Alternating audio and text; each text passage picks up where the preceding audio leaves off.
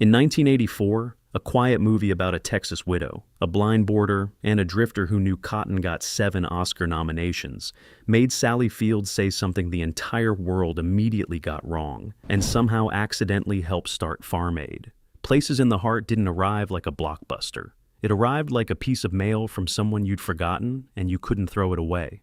Part Depression-era drama, part family ghost story, part argument that forgiveness is possible even between the dead. Robert Benton wrote and directed it, a man who grew up in Waxahachie, Texas, whose great-grandfather was the sheriff who gets shot in that opening, and whose family had been carrying that story for 100 years before he put it on film. Sally Field plays Edna Spaulding, a widow with 2 kids, 40 acres of cotton, and a banker who'd love to take all of it off her hands. John Malkovich is Mr. Will, a blind boarder nobody wants, and who does more with a walking cane and a bad attitude than most actors do with a full monologue, in his very first film.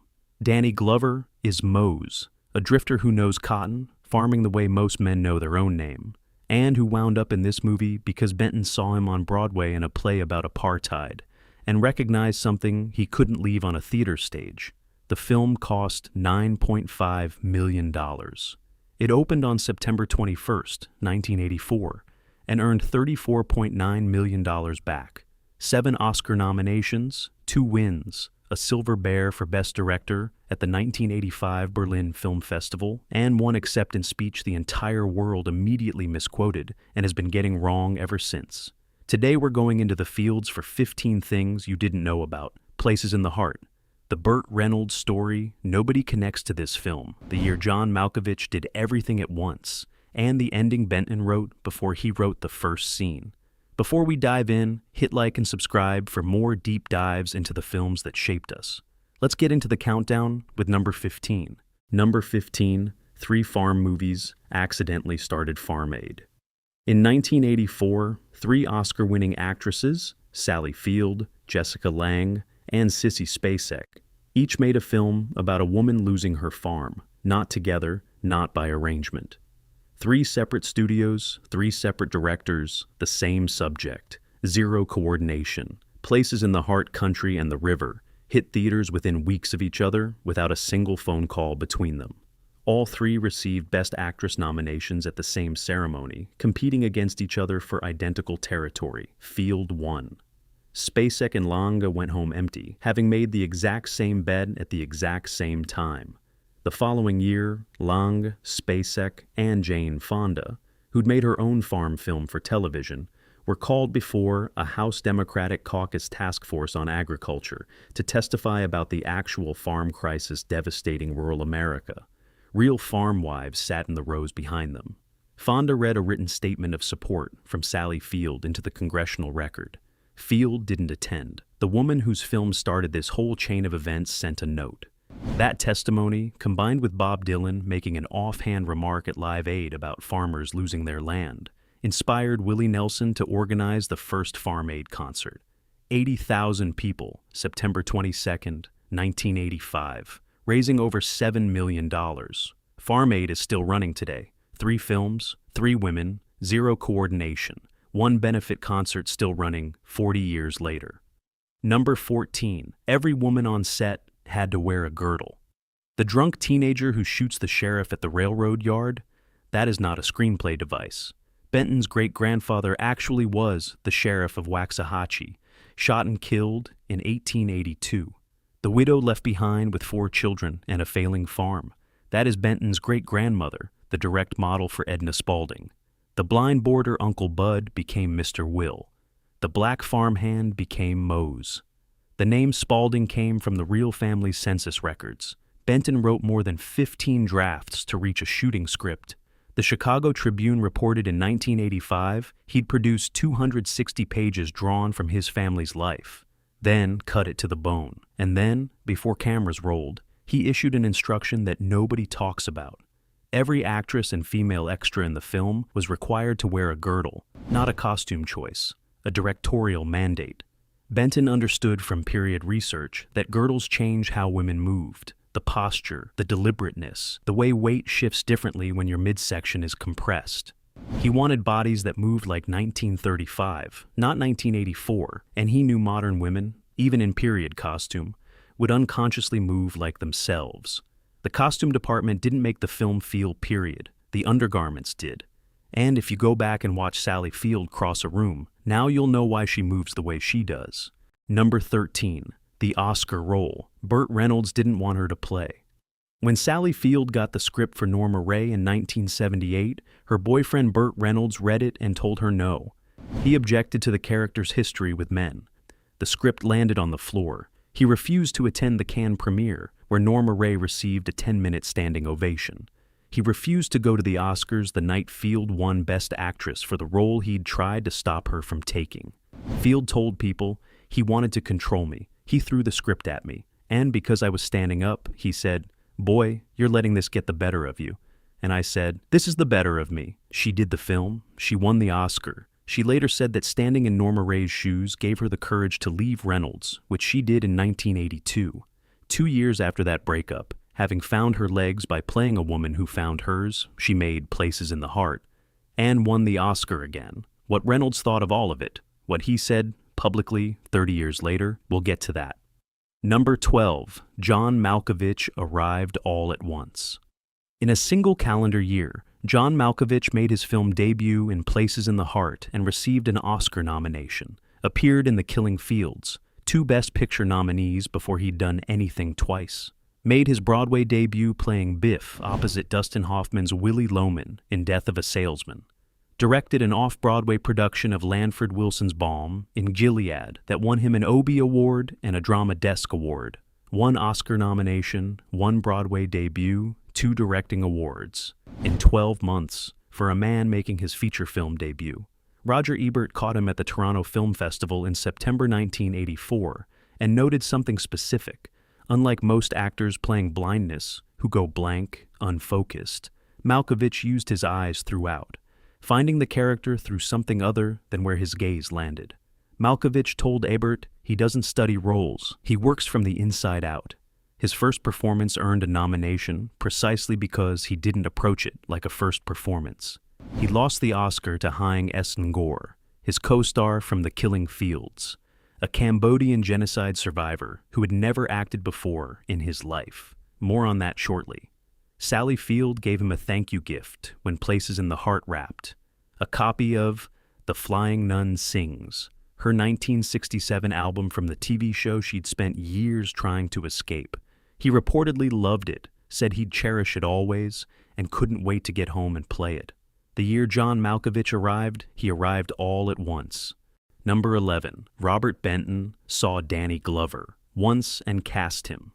Robert Benton didn't see Danny Glover in a film. He saw him on Broadway in 1982 in Athol Fugard's Master Harold and The Boys, a play set in apartheid South Africa in which Glover played a waiter publicly humiliated by a white teenager he had helped raise, a man who absorbs injustice with his whole body and doesn't break. Benton cast him based entirely on that. He then expanded the role of Mose during auditions to fit what Glover could do. Here's the irony that never gets mentioned. Mose enters Places in the Heart by stealing silver spoons from Edna Spaulding. Benton cast the man he'd watched absorb humiliation without flinching, and gave him an entrance as a thief. When the police bring Mose back, Edna lies and says he's her hired man, an act of forgiveness that sets the entire film in motion. Benton took the quality he saw in Glover on that stage, grace under an unjust boot, and put it to work on a different kind of injustice in a different country 50 years earlier. In 1985 alone, Glover appeared in Witness, The Color Purple, and Silverado. In 1987, The First Lethal Weapon. That whole trajectory traces back to 1 theater ticket and a South African play about apartheid. Danny Glover told NBC's Lester Holt, while speaking publicly about his health, that Places in the Heart is his favorite film he ever made. He's never stopped calling it home. Number 10, they played betrayal and built a 40-year marriage. In the film, Ed Harris plays a man having an affair with Amy Madigan's character, a betrayal that tears his marriage apart. On November 21st, 1983, while Places in the Heart was shooting in Waxahachie, Texas, Ed Harris and Amy Madigan got married, Justice of the Peace, small ceremony. The town they were filming in was the town they got married in. They'd first seen each other in 1980 when Madigan watched Harris perform in a Sam Shepard play in Los Angeles. She later said it was one of those moments where the answer arrives before you've asked the question. They connected a year later, started dating, and married while shooting a film about adultery destroying a family. Harris told the Chicago Tribune the work of acting together brought them closer, that something unspoken moves between people who share the same creative stakes. Madigan said, being married made the film's romantic scenes easier. With another actor, she'd have spent weeks building the trust they already had by default. They have been married for over 40 years. The film they made together was about how betrayal ruins a marriage. The marriage they made together while filming it has outlasted every other relationship in the story. Number 9, the man who won the Oscar. Didn't think he should have. John Malkovich lost Best Supporting Actor to Haing S. Ngor, a Cambodian obstetrician and genocide survivor who had been subjected to brutal conditions by the Khmer Rouge, lost his wife while imprisoned, and survived years in the camps before escaping to Thailand. He'd never acted before. Director Roland Joffé cast him in The Killing Fields because Ngor had, in a very literal sense, been performing to survive for years. The two men were co-stars on The Killing Fields, Malkovich's second film. They competed against each other in the same Oscar category from different films on the same night. Ngor won. He later wrote in his autobiography that he believed Malkovich should have won instead. The man holding the Oscar said so explicitly. When a journalist called Ngor an amateur actor, Malkovich reportedly replied that surviving the Khmer Rouge required its own kind of performance. Same year, same Oscar category. The winner said the loser deserved it. The loser said the winner's life had already been its own audition. What do you do with that? Number 8, the gangster movie that became a widow's story. Places in the Heart came within one story of being a crime picture. When Benton first started writing, he was building a screenplay about his uncles, men actually killed in the liquor wars of Prohibition. Not local color, they died in the power struggle between bootleggers and bigger interests. He went deep enough to cycle through 5 working titles. 2 Brothers, The Texas Picture, A Texas Story, The Texas Film, Waiting for Morning. 5 titles, 9 years. He eventually decided it was, in his own words, too dark, too violent.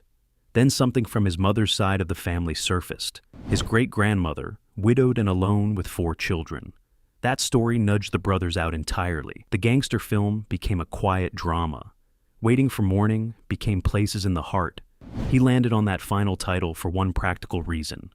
Country, the river, and Paris. Texas were all opening the same season, all geographically named, and he didn't want his film lost in the crowd. The man who spent 9 years writing about bootleggers made a film about a widow instead. Hollywood got lucky. Number 7, the cinematographer who removed the fake light. Nestor Almendros shot Places in the Heart. Before that, Days of Heaven, Kramer vs. Kramer, Sophie's Choice. One of the finest cinematographers of the 20th century. He was also a man who had been expelled from 2 countries. Born in Barcelona in 1930, he fled Franco's Spain as a boy. Moved to Cuba, built a life, started making films. Then Castro's government banned his documentary shorts. He left Cuba and rebuilt in France, working with Truffaut and Romer on shoestring budgets, learning to work with whatever light was already in the room because there was often no money for anything else. That constraint became his method. He told the New York Times his job in Hollywood was principally de-lighting sets, removing all the fake, conventional movie lighting. Functional light is beautiful light. If it wouldn't have existed in that room at that moment, it had no business being in the frame. For Places in the Heart, Almendros brought the same principle to the frame. Window light, natural sources, nothing imposed. The man who survived 2 governments that stripped everything away made a film about a woman who wouldn't let that happen to her and lit every scene as if the light itself was something worth protecting. Human Rights Watch named their annual Courage in Filmmaking Award after him. Number 6, 3 Oscar winners came from one Texas town. For 3 consecutive years, a film shot in Waxahachie, Texas won the lead acting Oscar. Robert Duvall, Best Actor, Tender Mercies, 1983, shot in Waxahachie. Sally Field, Best Actress, Places in the Heart, 1984, shot in Waxahachie. Geraldine Page, Best Actress, The Trip to Bountiful, 1985, shot in Waxahachie. The town put up a billboard on Interstate 35. It said, "Movie Capital of Texas." Roughly 15,000 people, 30 miles south of Dallas. 3 different directors, 3 completely different films, 3 consecutive ceremonies. The same red clay, the same Victorian courthouse, the same streets Benton had walked as a boy. Nobody planned it. Nobody could explain it afterward. When Benton was asked, he shrugged and said it was just where he was from, as if the town had always done this and just never mentioned it. No 4th film came. The lightning hit 3 times and moved on. The billboard eventually came down. The streets are still there. Number 5, the final scene came before the movie. Robert Benton had the final communion scene before he wrote a single word of the screenplay. You know the scene, the church, the congregation receiving communion. Slowly, the dead sitting among the living, the murdered sheriff, Wiley the boy who shot him, Mose who had to leave, all of them in the pews, the plate passing hand to hand. The sheriff and the boy exchanged 2 words, peace of God. Benton told the Associated Press in 1984, "I had the ending before I ever finished the screenplay, although I knew audiences would be confused by it. When pressed, he said only that some things images can do that language can't, that the image moved him in ways he couldn't put into words. He had nothing else to add. He just knew he had to earn it, so he built a 111-minute film backward from that moment. The mortgage, the cotton race, the KKK, the tornado, the love triangle, all of it construction leading toward a scene he'd already written. Audiences were confused for exactly the reason he predicted. They still are. He wrote the image down first, then wrote the film that makes you feel why it had to be true." Number 4, Sally Field and Bert Reynolds never got a clean ending. Bert Reynolds told Vanity Fair in 2015 that Sally Field was the love of his life. By the time he said it, they hadn't spoken in approximately 3 decades. Field left him in 1982. Reynolds died on September 6, 2018. That weekend, her memoir In Pieces arrived in bookstores. She'd finished writing it before he died. She said later she was glad he didn't get to read it, that he wouldn't have taken it well. The memoir described someone who tried to control every room he walked into. She wrote, "We were a perfect match of flaws." The day he died, she issued a statement anyway. There are times in your life that are so indelible, they never fade away. My years with Bert never leave my mind. He will be in my history and my heart for as long as I live. Rest, buddy. Buddy? The nickname his family used for him as a little boy. She hadn't spoken to him in 30 years. She still knew what they called him when he was young. That's not a love story with a happy ending. That's just what some things cost. Number 3, the Oscar. Quote, everyone got wrong. What the world has been repeating for 40 years. You like me. You really, really like me. What Sally Field actually said on March 25, 1985, accepting her second Oscar, I can't deny the fact that you like me. Right now, you like me. Not the same sentence. The misquote spread so fast it replaced the original in public memory within months. Parodied in The Mask in 1994. Sean Penn used the wrong version at the Spirit Awards. Field eventually parodied herself in a Charles Schwab commercial, because what else do you do when the world has decided what you said? She told Variety she sometimes wants to punch people when she hears it misrepresented. What really bothered her was the context that got stripped away with it. Minutes before that line, she had described a decade of closed doors, of not getting into audition rooms after The Flying Nun, of winning the Oscar for Norma Ray and still finding nothing changed. When she said, right now, you like me, she told the list, she was talking to herself. A private declaration of survival delivered in front of 1 billion people, and the entire world heard it wrong.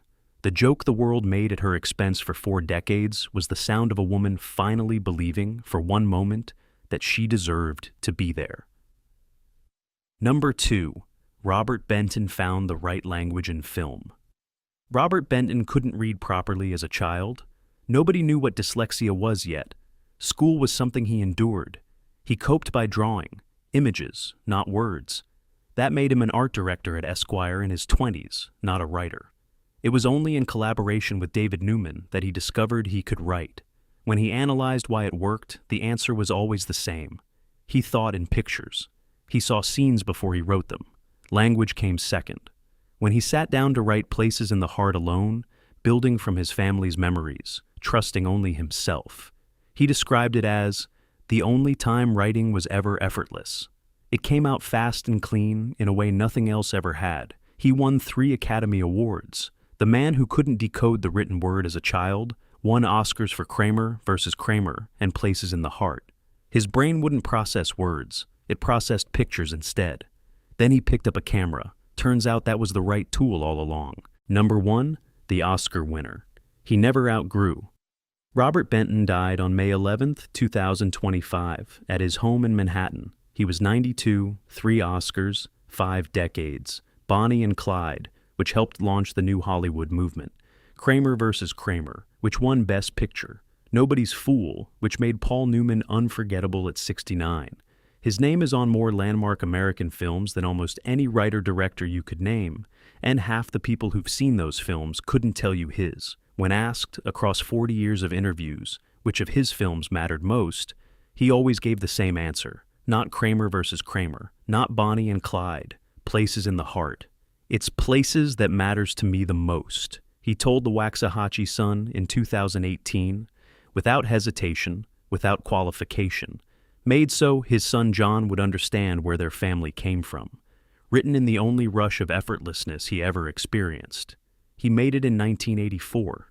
He spent 41 more years making other films. Every time someone asked, the answer was the same. There are certain things images can explain that words cannot. There is something in the image of the man who has been killed, handing the communion plate to the boy who killed him, that seems very moving to me in ways I cannot explain. He made that image. He died still saying it was the truest thing he'd ever made. Robert Benton made it home to Waxahachie one last time, put it on film, won the Oscar, and never found anything closer to the bone for the rest of his life. And there you have it. 15 things about Places in the Heart that the film itself doesn't tell you. The Bert Reynolds script on the floor that set 2 Oscar wins in motion. The year John Malkovich did everything at once. The gangster film that became a widow's story. 3 consecutive Oscars from a town of 15,000 people that put a billboard on the highway. Then watch the lightning move on. So, which of these hit hardest? Let us know in the comments, and tell us which film we should cover next. Like and subscribe if you haven't already so you don't miss the next one. Until next time.